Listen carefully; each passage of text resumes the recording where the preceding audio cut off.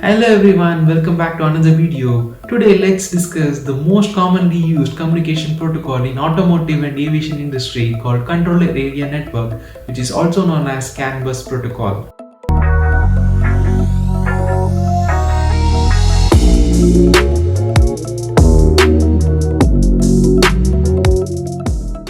So what is CAN bus all about? A CAN bus is a two-wire broadcast type and serial off-duplex communication protocol. It was designed and developed by Robert Bosch in the year 1986. A CAN bus will broadcast the information to all the nodes that are present in its network. Why do we need CAN in automotive domain? A modern automotive may contain more than 60 electronic control units, and a lot of wires between them can make the network really complex and huge.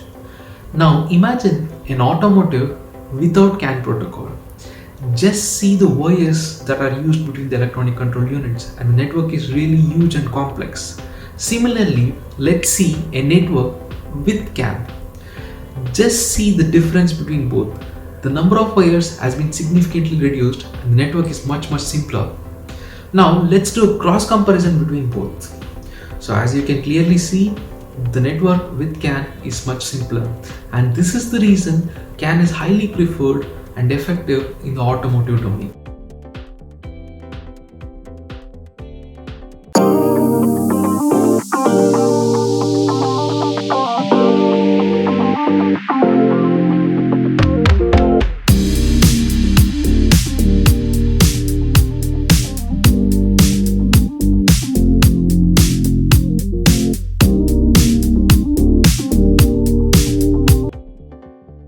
Let us understand the physical layer of CAN. In CAN network, all are masters, all are slaves. Any node can talk to any node. And the maximum bus length with a speed of 1 megabits per second is up to 40 meters, and there must be a termination resistors at the end of the CAN buses. The baud rate of CAN can reach up to 1 megabits per second, and coming to the CAN node, we have two major parts. One is CAN controller and second one is CAN transceiver. CAN controller is responsible for processing of the information to and from the CAN bus, whereas CAN transceiver is responsible for translating the logic levels from the CAN controller to the respective logic levels of CAN. And why do we need twisted pair of wires? That is because to eliminate the electromagnetic interferences that can occur in the exterior of the CAN. In CAN, we have different set of voltages. There are two voltage levels. One is recessive, which is logic high, and dominant, which is logic low. As we know, there are two wires in CAN. One is CAN high and second one is CAN low. In order to transmit logic 1 or recessive bit, both CAN high and CAN low must be set to 2.5 volts. Similarly, in order to transmit logic 0 or dominant bit, CAN high must be set to 3.5 volts and CAN low must be set to 1.5 volts. And by default, the state of the bus is recessive. So this is a characteristic which has to be followed while transmitting the data on the CAN bus.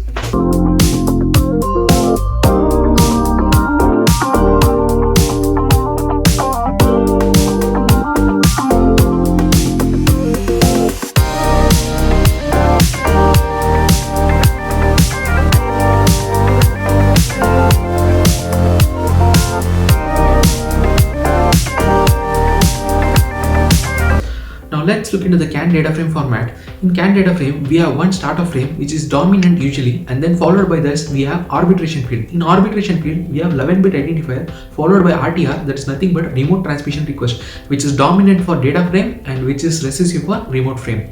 Next we have control field. In control field, we have identifier extension bit, which this bit will indicate whether it is 11-bit identifier or 29-bit identifier.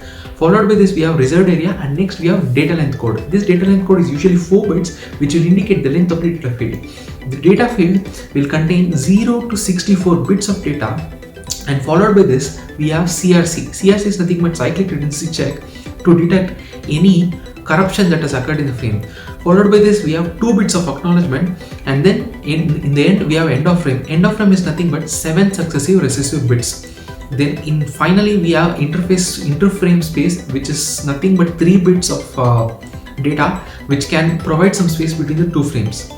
Next, let us see the remote frame. Remote frame is usually sent by an ECU to request the data from another ECU.